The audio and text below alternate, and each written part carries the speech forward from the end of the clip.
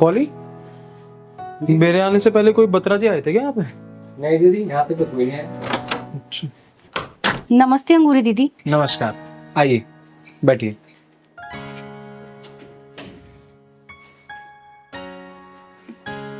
Thank you. बताइए।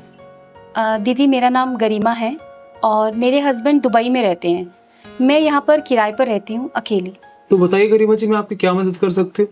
अंगूरी दीदी, बात ऐसी है कि मेरा जो मकान मालिक है ना, वो सही आदमी नहीं लगता मुझे। तो ठीक है ना, मकान खाली कर दो फिर।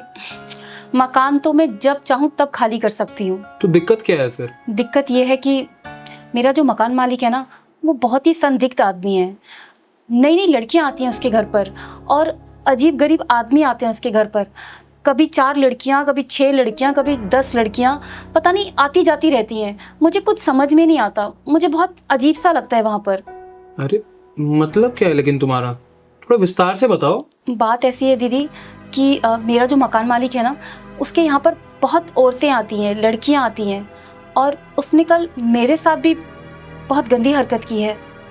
क्या कह रहे हो तुम? कुछ समझे नहीं हो, थोड़ा विस्तार से बताओ। ठीक है दीदी, मैं आपको सब कुछ बताती हूँ। मेरा जो मकान मालिक है ना, वो लड़कियां सप्लाई करता है और वहाँ पर जो आसपास की औरतें रहती है ना, उन पर भी गंदी नज़र डालता है। कल जब मैं बाजार से आ रही थी तो उसने मेरे साथ भी छेड़खानी की। अरे तू क्यों चिंता करता है यार? तेरा माल टाइम से पहुंच जाएगा। गगन गंभीर की जबान है। हाँ, चिंता मत कर। अरे गरिमा जी। हाँ मैं। अरे गरिमा जी, आप क्यों परेशान होते? मेरे घर में इतने सारे नौकर चाकर हैं, आप मुझे बता दिया करो। आप क्यों वजन उठाते? जी शुक्रिया। इतना सा बोझ उठाना कोई मुश्किल काम नहीं है। मुश्किल की बात तो ये है गरिमा जी कि आपकी नई नई शादी हुई है और आप इतनी खूबसूरत हैं और आपके पति आपसे दूर रहते हैं। आपको कितनी तकलीफ होती होगी ये मैं समझ सकता हूँ। क्या मतलब है आपका? मतलब ये बिना साथी के जवानी का बोझ उठाना बड़ा मुश्किल होता है गरिमा जी। मैं आपकी सहन शक्ति की सराहना करता हूँ। गगन जी, मैं आपकी किराएदार हूँ और मेरे पति बाहर रहते हैं। आपका अपने किराएदार से इस तरह से बात करना आपको शोभा नहीं देता है। गरिमा जी, किराएदार से मकान मालिक बनने में बस एक रात का। क्या मतलब है आपका? मैं कुछ समझी नहीं। अब आप इतने भी नासमझ तो नहीं है कि आप मेरे इशारों को समझ ना पाए। गगन जी, मैं सब समझ रही हूँ। आपके यहाँ पर जो रोज रोज नई नई लड़कियां आती हैं ना, सब पता है मुझे, लेकिन मैं उन लड़कियों में से नहीं हूँ जैसा आप मुझे समझ रहे हैं। समझे आप? अरे गरिमा जी, आप तो नाराज हो। देखिए गरिमा जी, एक बार इस दहलीज से अंदर आके देखिए, आपको जन्नत की सैर मिलेगी। अच्छा, लगता है गगन जी आपके भाग्य उदय का समय आ गया है। गरिमा जी, मेरा भाग्य तो हमेशा ही उदय रहता है। आप एक बार अंदर आइए तो सही। ऐशी ऐशो। अगर मैं मना करूं तो? गगन गंभीर एक बार जिसका हाथ पकड़ लेता है, वो उसके दिल की रानी हो जाती है। गगन जी, आज रहने दीजिए, फिर कभी अंदर आऊंगी। चलिए, इंतजार रहेगा आपका। ठीक है।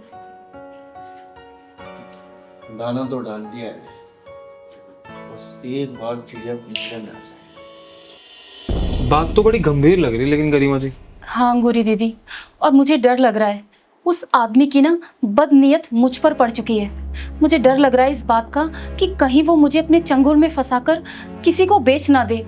लेकिन गरिमा जी, तुम्हें तो पुलिस के पास जाना चाहिए था ना। मैं तो कोर्ट कचहरी के दंगल संभालती हूँ। अंगूरी दीदी, मैं बखूबी जानती हूँ कि आप इन बदमाशों को अच्छे से सीधा कर सकती हैं, इसीलिए मैं आपके पास आई हूँ। दीदी चलते हैं ना, देख के आते हैं एक बारी क्या माजरा है। सही कह रहा है पर तू। और मुझे लगता है कि कोर्ट कचहरी छोड़ के ना अब मुझे दादागिरी करनी चाहिए। चलो गरिमा जी, चलते हैं आपके रूम पे, देखती हूँ क्या मसला है। चलिए दीदी। चलो। हाँ भाई, अरे आज रात ही नेपाल से नई नई कलियां मंगवाई है। दिल खुश हो जाएगा देखकर। अरे पैसे की चिंता मत कर, गगन गंभीर का दिल बहुत बड़ा है। अच्छा चल, मैं तेरे को कॉल करता हूँ बाद में।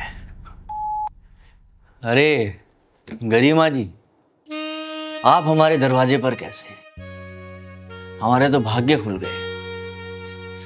वैसे कल रात कहाँ थी आप? वो क्या है ना कि कल रात में क्लब चली गई थी और वहाँ पर मैंने थोड़ी ज़्यादा ड्रिंक कर ली, नशा बहुत ज़्यादा हो गया, तो इसलिए मैं वहीं रुक गई थी। अभी आई हूँ, सीधा आपके ही पास आई हूँ। चलिए, देर आए दुरुस्त आए, बैठिए। गरिमा जी बैठने नहीं आई है, तेरी खातिरदारी करने के लिए आई। तू कौन है बे? अंगूरी, अंगूरी एडवोकेट नाम है मेरा। और क्या है ना, तुम जैसों के लिए दो दो काम करने पड़ते हैं मुझे। पहला तो यह है कि तुम जैसों को कोर्ट में घसीटना पड़ता है, और दूसरी चीज ये कि जेल की हवा खिलानी पड़ती है तुम जैसे लोगों के लिए। अरे तो मैंने क्या किया है जो तू यहाँ आई है? अबे ओए, तू नहीं आप बोल मुझे। अंगूरी को तू तोड़ा बिल्कुल पसंद नहीं है, समझा? अंगूरी दीदी, ये लड़कियों का बहुत बड़ा रैकेट चलाता है। रैकेट? अरे अब इसका पैकेट फटेगा। जब हम रास्ते में आ रहे थे ना, मैंने तभी पुलिस को फोन कर दिया था। अकल ठिकाने लगेगी अब इसके, साथ पुस्तकें घिस जाएंगी, लेकिन केस खत्म नहीं होगा तेरा। पुलिस क्यों बुला रहे हैं आप? पुलिस में इसलिए बुला रही हूँ, जो तू लड़कियों का आदान प्रदान करता है ना, ये मुझे सब पता लग गया। तेरी किरायादारनी ने मुझे एक एक बात बता दी। तेरे जब सारे चिट्ठे खुलेंगे ना पुलिस के सामने, जब तेरी अकल ठिकाने लगेगी। क्या तू गेट पे खड़े होकर लड़कियों को छेड़ता है ना, औरतों के साथ बदतमीजी करता है? रुक, देख, आवाज सुनना भी पुलिस की। बस कुछ मिनट और, आती होगी पुलिस।